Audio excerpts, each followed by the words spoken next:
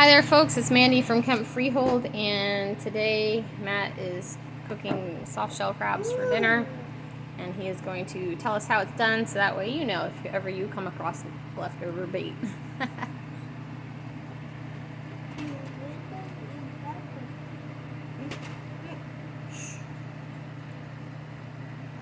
So these are soft shell crabs. They're blue crabs. Around here we call them crabs. But the unusual thing about the blue crab is that their molt process or their molting phases frequently coincide for large portions of the population with the full moons in the warmer months of the year. Because of that happening, you have access to many more soft-shelled crabs than you would, let's say, soft-shelled lobsters or other species of crabs. So the local delicacy is frequently soft-shelled crabs. Now, there's a handful of different ways to clean them. I prefer the simplest, straightforward, least cleaning in the for a soft shell. And if you notice, he's moving, so he's still alive. If he's dead and you don't know when he died, don't eat him. So you basically cut the eye stalks and the face off.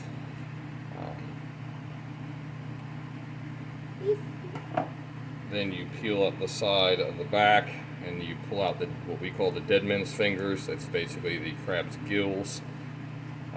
Other people actually scrape out this yellow, what the locals call the mustard, from around the top. I don't. I just cut the faces and the dead man's fingers. In the processing plants for soft shells, they also frequently take off this. This is the apron. Once again, not necessary.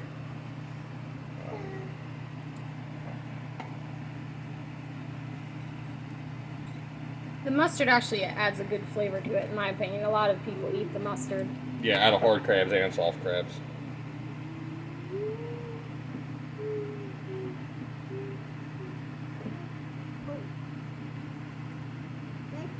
And that's how it's done. Matt keeps them cold, so there's no danger of whatever disease might come along from having warm crabs that haven't been cooked yet. But well, also the heat will kill the soft shells.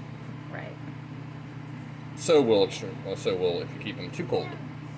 Right. That's a very difficult balance to keep. Right. And when you keep them in the fridge, you wrap them in wet paper. The best thing to do is put a rag over them and then put wet paper over top of that. Because the problem with a soft shell crab is as soon as his shell hits water, he starts hardening. So you don't want them to actually get wet. Because the difference between a soft shell crab that is just molted and a soft shell crab that's been in water for even 20 minutes is drastically different.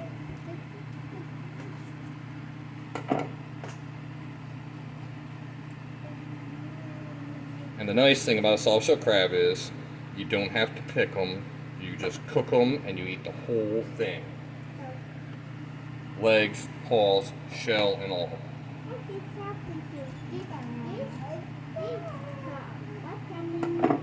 Now some people use breading on them, but we're not doing that tonight. We're just frying them directly in a mixture of butter and olive oil.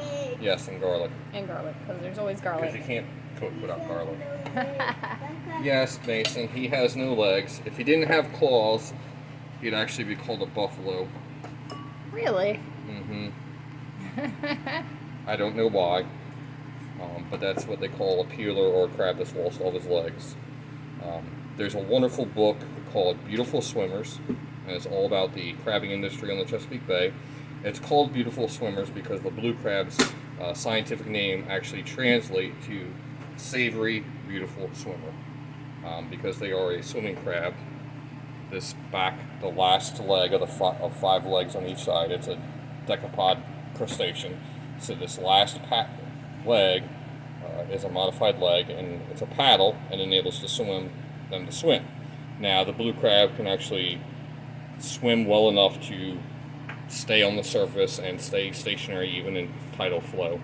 And yeah, so they're a swimming crab versus a bottom crab or a terrestrial crab. And if I remember correctly, they're the only animal whose scientific name actually talks about their quality as food. Thank you, Mason. The other thing about soft shell crabs when you buy them for bait is frequently you get the ones that are less than perfect, the ones that are missing legs, because when they're selling to restaurants and whatnot, they want the full legs and everything intact.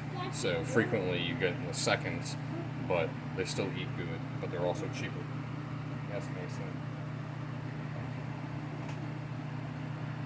And Mason is handing over the soft shell crabs. Is there a danger of him getting pinched? No, because their shell's soft. They can move, but they have no ability to actually, their shell's not hard, so they actually can't put force into the claw. How long does it take for them to fully go from soft crab to a hard crab? That depends on the water temperature and salinity.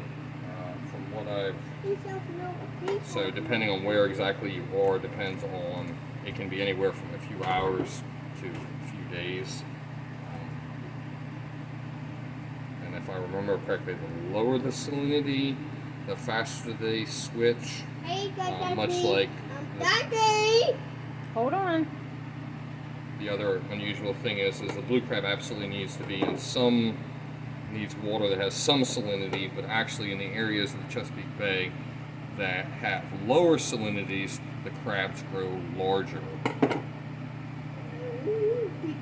Is that why Chesapeake Bay crabs tend to be larger crabs? Yes. Versus like if you look at the regulations for crab sizes, like New Jersey versus Maryland, New Jersey crabs are significantly, what you're allowed to keep are significantly smaller because they just don't get as big. Yes, he's still twitching. Some people say that Chesapeake Bay crabs are sweeter than regular crabs from other places. Why is that? Because of the lower salinity. Okay. That's trash. And it's empty. So we'll go on to the next step. Bear, get me a plate. First, Actually, get me 2 plates. First, Matt is cooking the leftover shrimp that was also bait. Is there anything in particular that likes the frozen shrimp as bait? Not necessarily. I mean,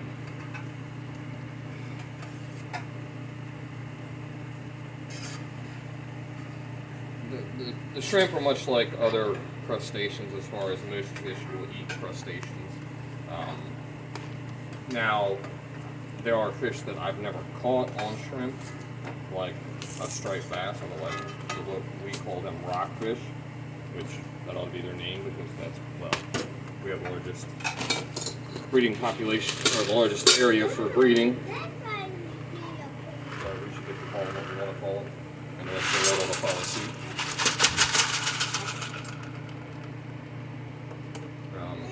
And now he's getting the soft shell crabs in. Mason, just chill out, dude. Do you, is there any reason you use butter and olive oil? because I like it. Okay, well, the reason you should use butter and olive oil mixed together is that butter has a very high, or has a very low scalding, or not scalding point, but smoking point. So you add olive oil so that it doesn't smoke as easily. Matt just does that, apparently, because he didn't know that. But anyway, he's a very intuitive cook. He's very good at it. So, how long do you cook these for? Till they're red. Okay. Do you flip them? Yes. Okay. So you cook them on one side and then flip them over? Yes. You always start with the bottoms? Generally, yes, I do. Okay. So the crabs are red. And one of the kids asked, and I thought it would be neat for y'all to know, Matt, why are the crabs red? Because apparently there are 2 different chemicals in shellfish's shells that impart pigment. The cooking process breaks down the one chemical that causes them to have the blue-green tint, which also suppresses the pigmentation of the other chemical. The other chemical is an orange and red hued pigment, which does not break down into the. Hence why crabs, lobsters, and majority of shellfish, when cooked, are red. Well, okay, there you go. And there you have it, folks. Cooking and eating soft shell crabs. See you next time. Bye.